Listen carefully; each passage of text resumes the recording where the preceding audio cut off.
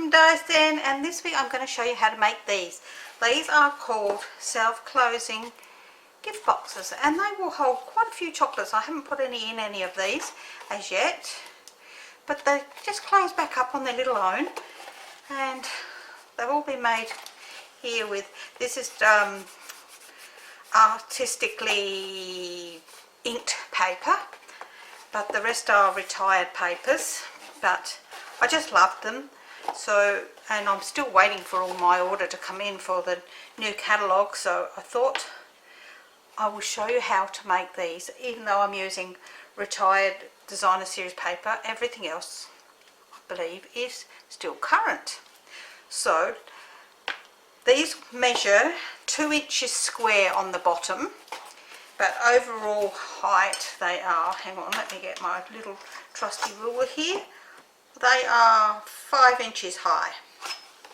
So, and if you measure across this way, it's like 2 3/4 inches across. So as I say, you can get quite a bit into these.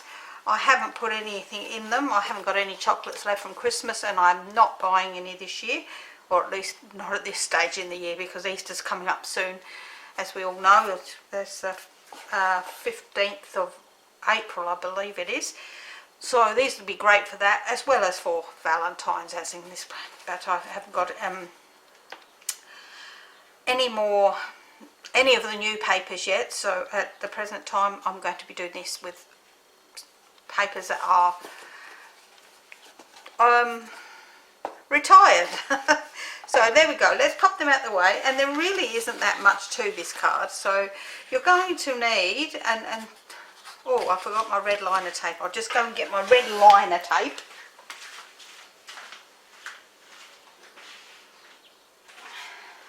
Because that is one item, that is one of the items you definitely will need, and that's not a Stampin' Up product. Okay, so our main part of the box measures 8 1/4 by 6 inches. Then you'll need 2 pieces of contrast paper, and this is cut curry, and this is garden green, and these measure 3 1/2 by 3 1/2. And I have 2 pieces of designer series paper which measure 3 by 3. These are from a few years back. I don't remember the name of the paper offhand, but I had a few pieces left over, and I thought, well, it's a great way to use up scraps. If you've got like 6 inches by 3 inches of paper, it's a great card or box to make that will actually work really well. The only problem you need to do is, like with this one here, if you have a directional paper like this and this one, you must cut it upside down. So I will show you what I mean when we get to that stage. Okay, so, and then I've got just 2 bits of scrap here for my sentiment part.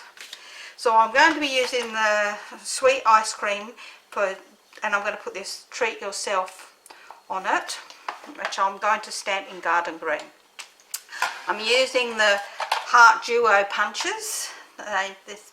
This is the scalloped one, and this is the plain one. And you will need some red liner tape or some very strong tape. I find the red liner tape is the best for this particular project, but that's just me.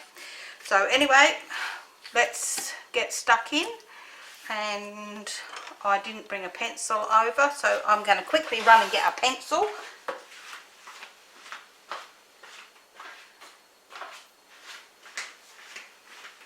Here we are, I'm back again.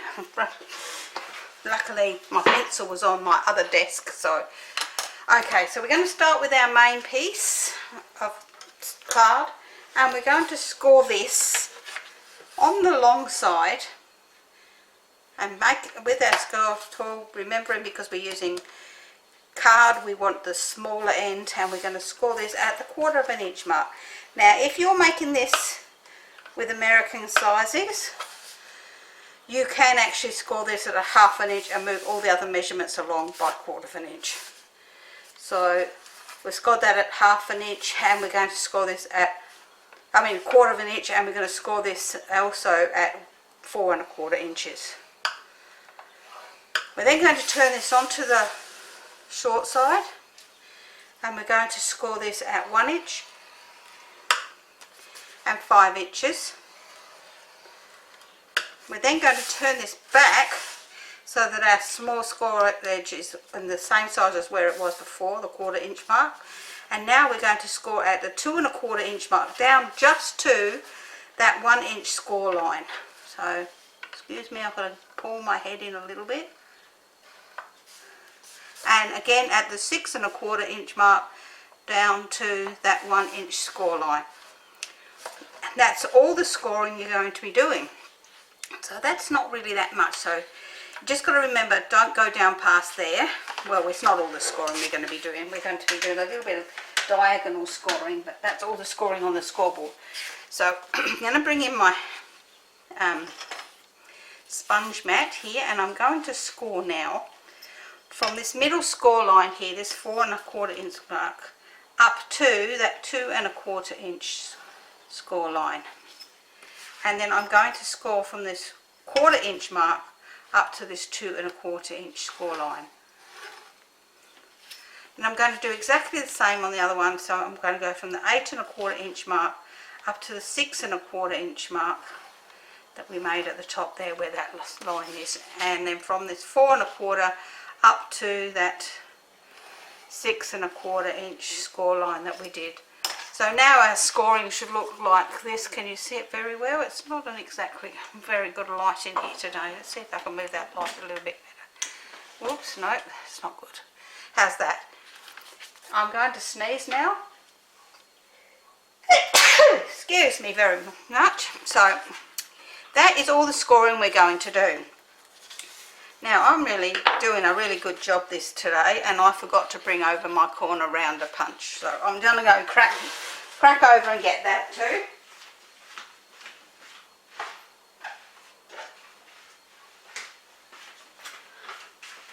This is optional, but I think it works well.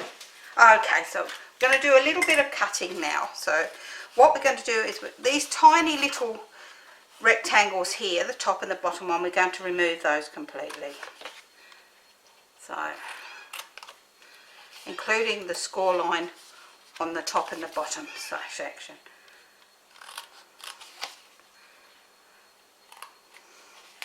Now, because this is very narrow, we don't want to, you know, wedge it in, and you won't notice it anyway. So we're going to cut down this score line here, this middle score line, the 4 1/4 inch mark, and we're going to just take that score line right out like so.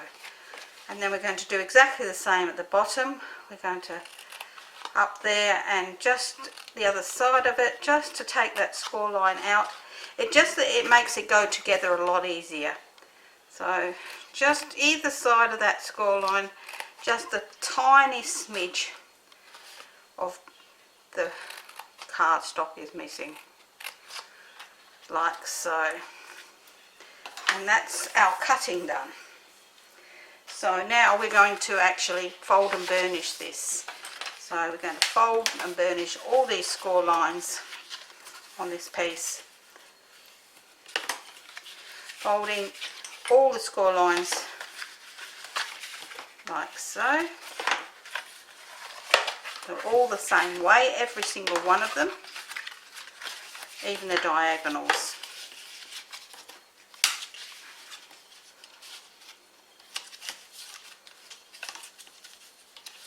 Oops.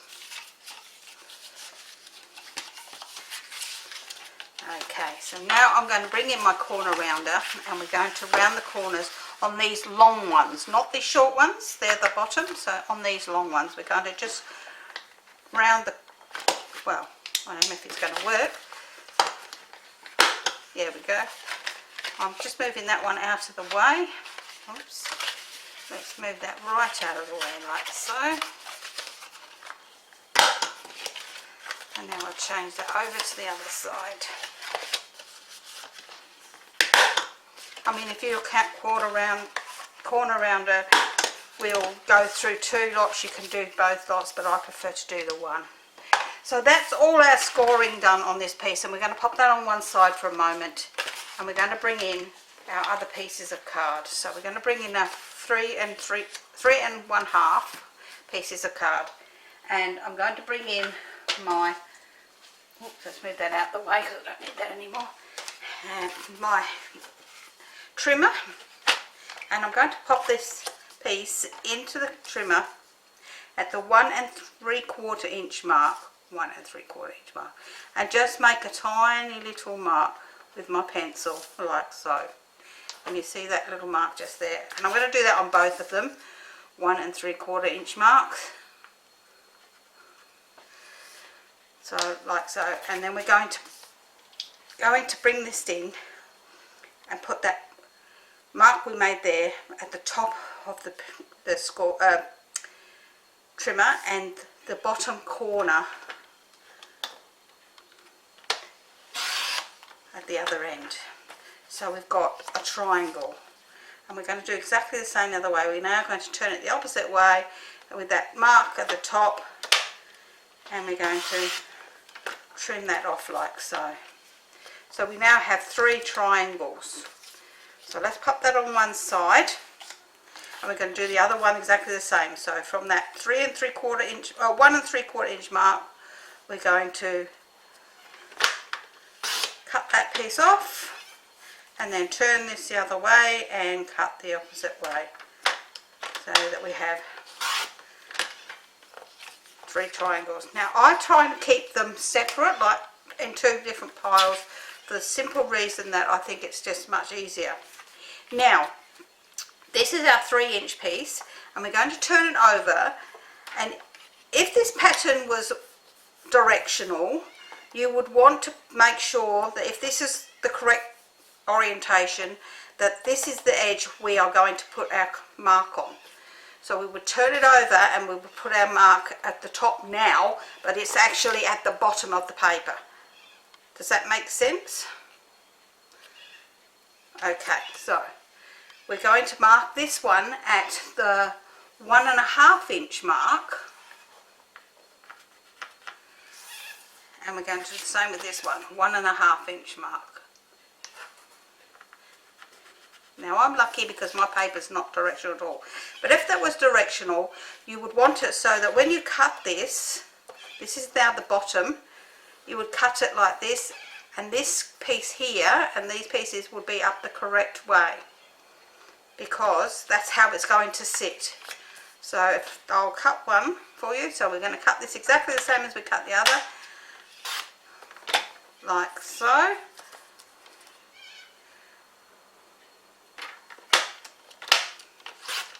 So that's it.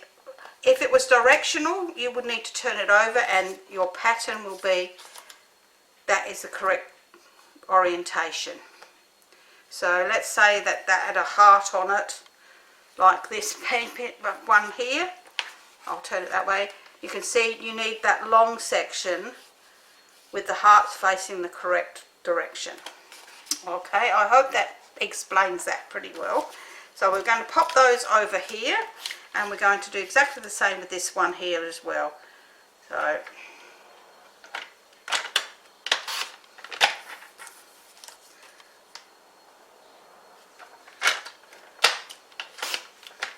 okay, so I've done that, and now we're just going to glue these pieces together. So I'm keeping them the right way, going to make sure that we turn these up the other way now. So if you haven't been able to rub off your pencil line, that's not going to matter, because you turn it up the other way and it's going to be the correct way up. So we're going to stick these all onto there like so.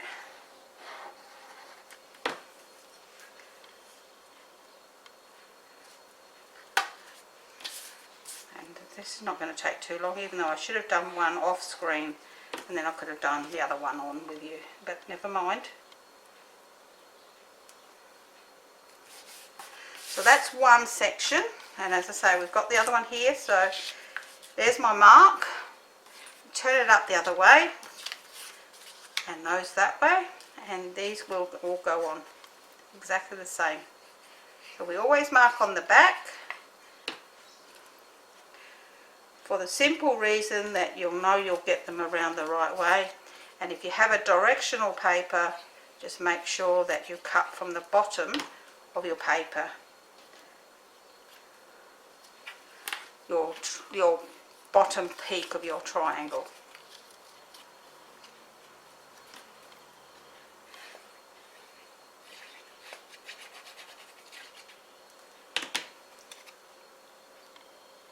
Okay, so we've got all of them onto there like so. Let's pop them out of the way. Let's move that pencil, and we can bring in our main piece, and we're going to now glue these all onto our main pieces.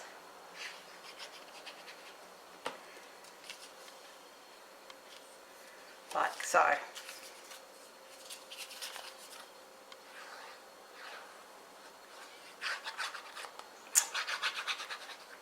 We're not doing good today.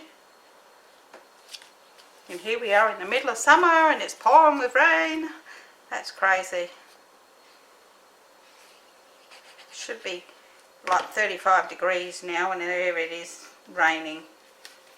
Oops, I didn't pop that one in very easily, did I? Very good. Never mind.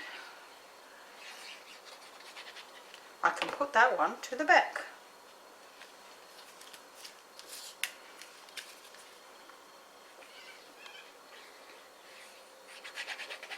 And I know whoever gets this will enjoy it anyway.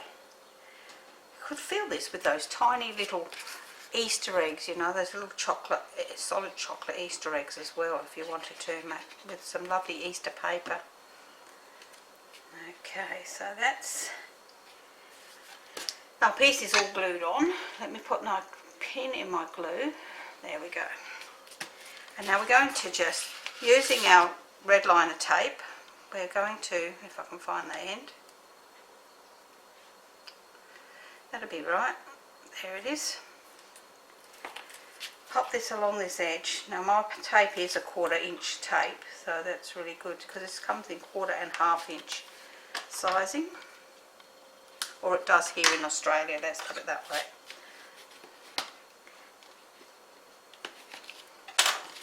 And then we can pull our tape off of this piece like so, and we can fold it in and bring our other section right over on top. Oops, right over on top, and fold it down nice and firmly. Oh gosh, I'm really doing good, aren't I? So there we have the box that is the rough shape of it. So we know now that what we do is we actually push this together like so, and you will find that it will go into a square. Now for me, I found this the easiest way to do this, is to fold one in, turn it, fold one in, turn it, fold one in, turn it, and then fold this one under, like you do when you're folding up a box. Now that will give you a nice square section. And then I would just use a tiny bit of glue on each of these corners, like so.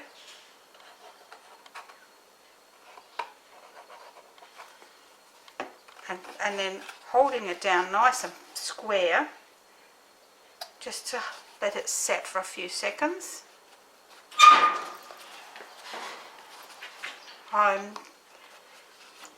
We'll have it set for a few seconds, and then you can open it up very carefully and just pop your bone folder inside and finish it off like so. So that's our box, and that's how it opens, so you can pop it in. So we're just going to do our last bit of stamping and stuff with, so we're going to cut out a scallops part, and let's pop that over there, and a plain heart, and I'm going to just stamp with my garden green onto my plain heart here, which I've done in very vanilla, so that it actually just matches in with the rest of the colouring on that. So we will, I thought I put the pin in there. Oh, I must have taken it out already. Oh yes, I did, that's correct. When I glued the bottom of the box, didn't I? So we can pop those two together, which go together beautifully. These two punches actually come in a set, so you buy the pair together. So we're going to pop a couple of dimensions onto the back of this, like so.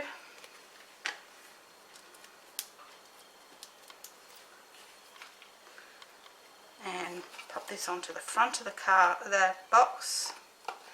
And I have a couple of these iridescent pearls, which I'm just going to pop on here too, just to finish it off.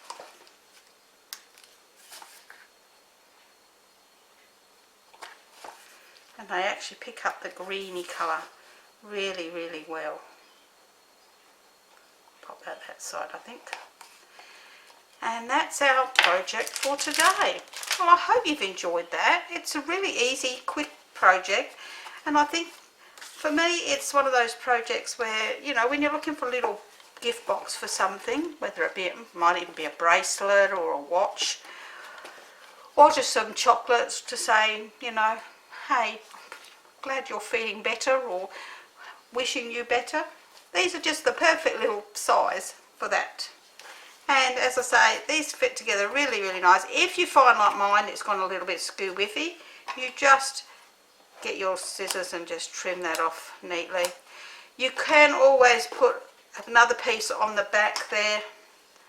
Part of that reason was because my husband walked in on my filming in the middle and I had to push him out the door quickly.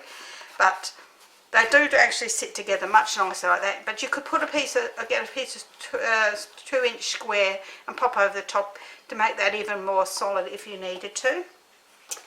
I had done one like this one where I did it differently, and it was so hard to put together, where when I folded it under, it just seemed to go much better. So that's our project for today. I hope you've enjoyed it. Let me pop that one there, you can see it better. And this one, and this one, there you go. And I will see you again next week. Bye for now.